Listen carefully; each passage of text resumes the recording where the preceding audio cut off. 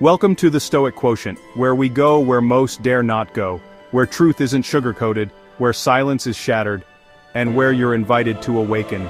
This is the place for those who've always felt a weight they couldn't name, a sadness that didn't start with them.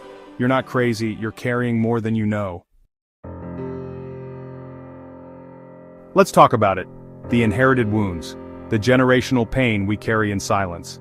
We carry more than just our names. We carry the pain of those who came before us, the wars they fought, the hunger they felt, the silence they were forced to swallow. This episode of the Stoic Quotient dives deep into the quiet truth no one talks about. Our pain didn't start with us. We explore how ancestral trauma lives in our minds, our bodies, and our choices, and how naming it is the first step to healing. Have you ever felt a heaviness you couldn't explain? A sense of grief that didn't belong to your story? An ache in your bones like your soul remembers something your mind can't? That's not weakness, that's inheritance. We are not just born into families, we are born into legacies of resilience, of survival, but also of wounds that were never healed.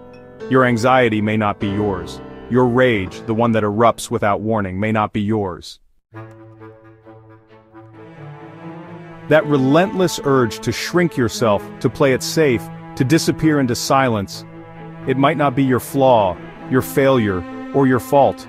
It may have been etched into the very wiring of your nervous system by generations who had to suppress, endure, and survive. Before you ever took your first breath, your body was already carrying instructions written in grief, in fear, in war, in silence. You are not broken, you are haunted by unspoken histories. You can see generational trauma in the tired eyes of a young person who's never lived through war, but carries the vigilance of a soldier. In the jaw clenched tight in a business meeting, not out of anger but out of inherited fear that being too visible means danger. In the woman who never lets herself rest because her mother and her mother's mother were taught that rest is laziness and laziness is unworthy.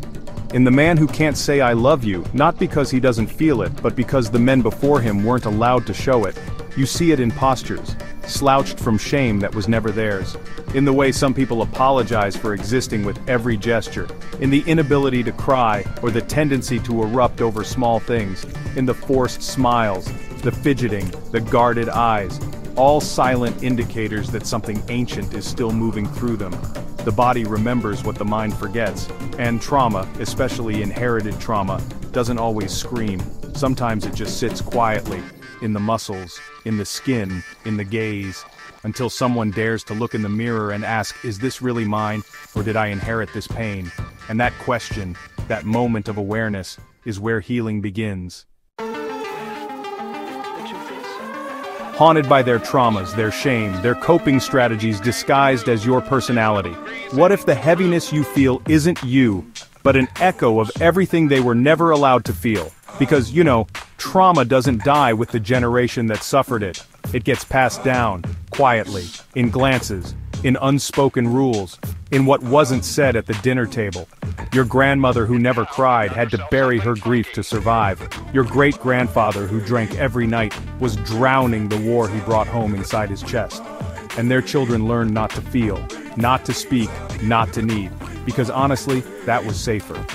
Then you were born, with a body built from their DNA, with a heart carrying echoes of their silence, and suddenly, you're in therapy, trying to fix a wound you can't name.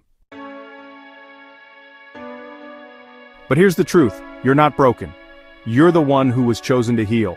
You're the first link in the chain brave enough to look back, to say, it ends with me, to speak what others couldn't, to feel what they had to numb. We inherit more than eye color and last names, we inherit coping mechanisms, patterns of protection, emotional blueprints designed for survival, not peace. Your mother's self-sacrifice, your father's emotional distance, your grandfather's control, your aunt's perfectionism.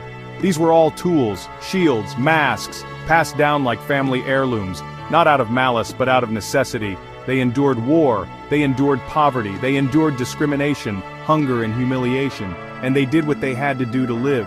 But what helped them survive is now what keeps you from thriving.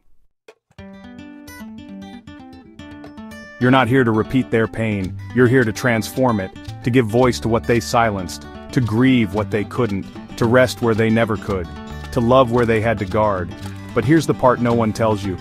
Healing generational trauma isn't graceful. It's grief, it's rage, it's confusion, it's exhaustion. It's waking up and wondering why your heart feels so heavy. It's weeping for people you never met. It's suddenly understanding your parents in a way that breaks your heart. But it's also freedom. Not just for you, but for everyone who came before you and everyone who will come after.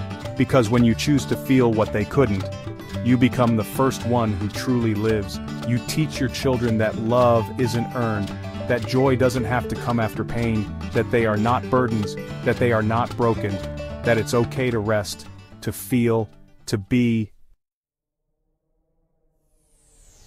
The Stoics taught us not to be ruled by emotion, but they also taught us to know it, to examine it, to turn toward pain, not to become it, but to become free. They believed in fate, yes, but they also believed in choice. And this is your choice, to live as a prisoner of wounds that aren't yours, or to become the one who breaks the cycle. You may never get an apology from the ones who passed down the pain, you may never get clarity, but you can choose to end the silence. You can feel your way into freedom. You can make peace with ghosts who never had the tools to love you right. You can name the pain, so it doesn't own you anymore. This is the Stoic Quotient, where courage isn't a concept, it's a choice. We're not here to numb, we're here to wake up, to feel what our ancestors couldn't, to break chains with compassion, and to rise, not in spite of the pain but because of it. If this spoke to something buried deep in your bones, like share and subscribe, not for us, but for you, for the healing that is waiting, for the generations that are watching. You are the medicine, and this is the moment. Let's rise, together. Thanks for watching.